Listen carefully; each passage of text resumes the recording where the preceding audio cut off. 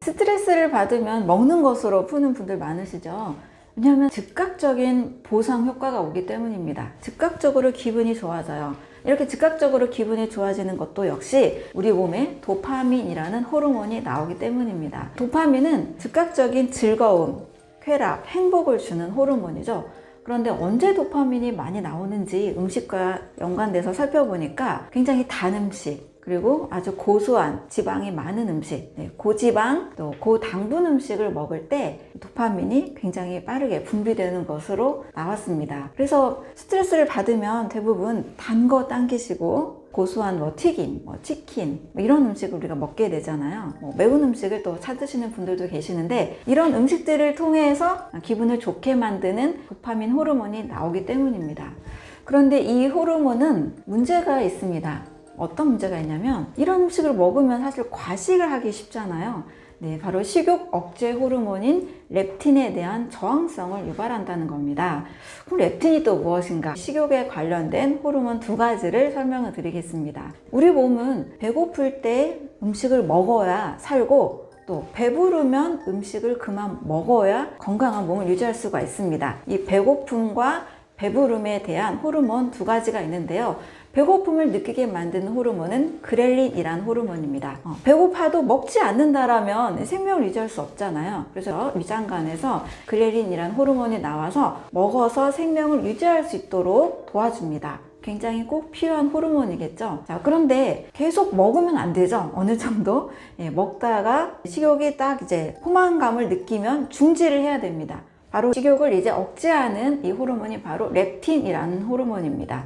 먹고 이제 배부름을 느끼면 렙틴이 나와서 그만 먹자라는 이제 신호를 보내주는 건데요. 아까와 같이 단 음식, 또 아주 고소한 지방이 많은 음식을 계속 먹다 보면 식욕 억제 호르몬인 렙틴이 제대로 기능을 하지 않는 문제가 발생하게 됩니다. 그래서 고지방, 고당분 음식은 식욕 억제가 잘 안 된다는 거죠. 바로 렙틴이라는 호르몬이 저항을 하기 때문입니다.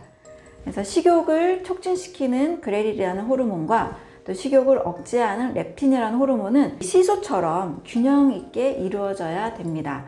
그러기 위해서는 뇌의 식욕을 교란시키는 너무 지나치게 자극적인 음식보다는, 가공식품보다는 자연에 가까운 음식을 드시는 것이 식욕을 억제하고 또 조절하는 데 도움이 된다는 겁니다.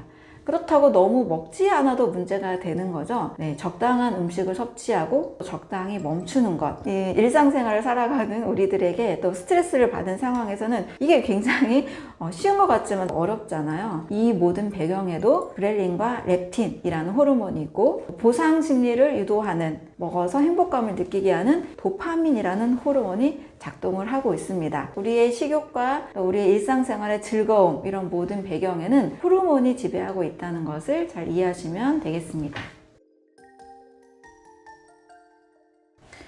나이살에 대해서 호르몬과의 상관관계를 말씀드리도록 하겠습니다. 나이살이 있냐 없냐 말씀들을 많이 하시는데요. 나이에 따른 체지방 관리나 또 다이어트 관리는 분명히 필요하긴 합니다. 하지만 나이가 들었다고 무조건적으로 다 살이 찐다 라고만은 볼 수 없습니다. 왜냐하면 나이가 들어도 몸매 관리, 건강 관리를 잘 하시는 분들이 계시잖아요. 이런 분들은 우리 몸에 대한 이해, 또 호르몬에 대한 이해를 잘 하신 분들일 확률이 매우 높습니다. 나이가 들면 어떤 호르몬은 줄고 어떤 호르몬은 늘어납니다. 살이 찔 수 있는 호르몬은 늘어나고 살이 빠지게 하는 호르몬은 줄어든다는 의미인데요. 이것만 잘 이해하면 또 우리 몸은 나이살도 이기는 건강관리를 할 수 있겠죠. 나이가 들면서 줄어드는 호르몬이 있습니다. 성장 호르몬, 에스트로겐, 테스토스테론이고요. 또 나이가 들면서 증가하는 호르몬이 있습니다. 바로 콜티솔과 인슐린입니다. 문제는 나이가 들면서 줄어드는 호르몬 때문에 근육량은 감소하고 체지방은 증가한다는 거죠.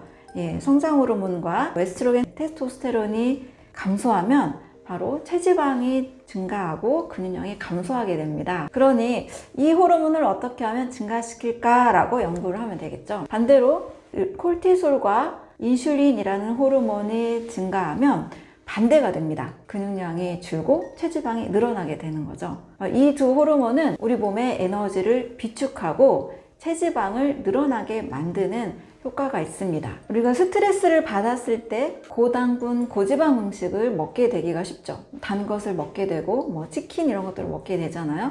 자, 이랬을 때 우리 몸에 인슐린이 증가하고 또 스트레스 때문에 콜티솔이 증가한 상태가 있습니다. 여기서 인슐린은 에너지를 저장하고 콜티솔은 어디에 이 에너지를 저장할지 결정하는 역할을 합니다. 대부분 어디에 살이 많이 찌죠? 복부 비만이 많이 생기죠. 바로 이 콜티솔 수용체가 복부 쪽에 무려 4배 이상 많기 때문입니다. 따라서 단 음식 또 고소한 튀긴 음식, 지방이 많은 음식을 먹을수록 쉽게 뱃살이 붓고 나이살이 쪘다라고 우리가 느끼게 되는 겁니다. 반대로 인슐린과 콜티솔이 잘 나오지 않게 건강관리를 한다면 나이살도 이기는 몸을 만들 수 있겠죠. 그러면 또 인슐린은 무엇인가 라고 또 궁금하실 텐데요. 인슐린에 대해서 또 설명을 드리겠습니다. 아마 인슐린은 많은 분들이 당뇨병과 연관되어서 알고 계실 거예요. 당뇨병은 제1형 당뇨와 2형 당뇨가 있는데요. 1형 당뇨의 경우는 약 5%에서 10%를 차지하고 있고 대부분은 2형 당뇨가 훨씬 더 많습니다. 1형 당뇨는 선천적인 거예요. 30세 이전에 췌장에서 인슐린을 만들어내는 베타세포가 파괴되거나 또 자가 면역을 일으켜서 인슐린 분비가 잘 안 되는 겁니다. 그래서 어린 나이에 당뇨가 있다는 것은 다 모두 1형 당뇨로 보시면 됩니다.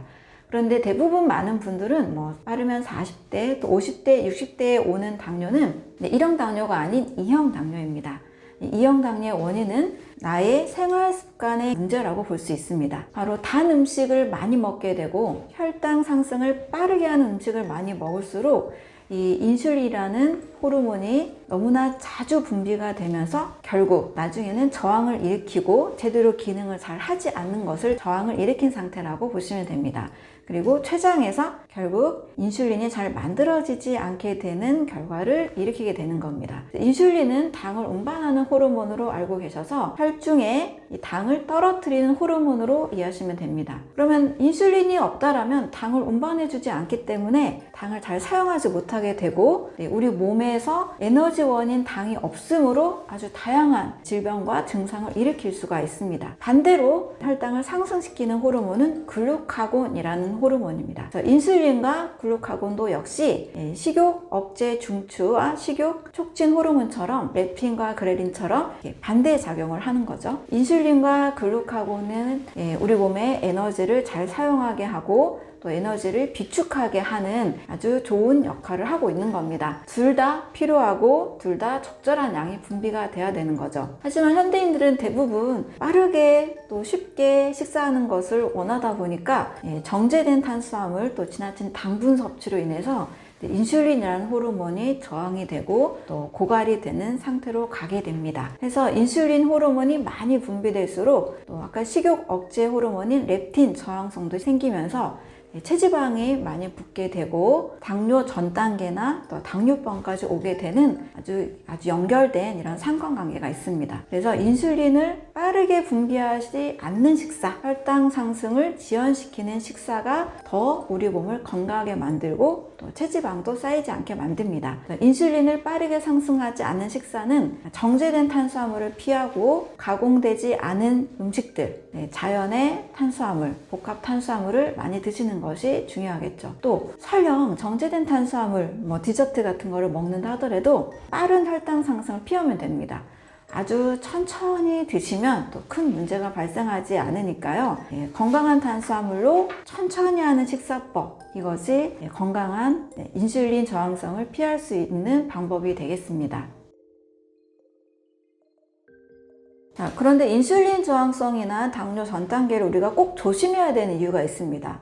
인슐린이 당분을 이동시켜주는 호르몬인데 이걸 하지 않으면 점점 이 혈관 손상이 일어나게 됩니다. 그래서 고혈당은 혈관 손상으로 이어진다, 이렇게 이해를 하시면 됩니다. 혈관은 사실 우리 온몸에 다 퍼져 있잖아요. 그래서 고혈당이 지속이 되면 뇌질환, 또 뇌졸중의 문제가 오기도 하고요. 또 눈의 망막을 변성시키기도 합니다. 당뇨병성 망막변증이라는 질병의 원인이 되기도 하고요. 신장에도 아주 미세한 모세혈관으로 이루어진 사구체가 있습니다.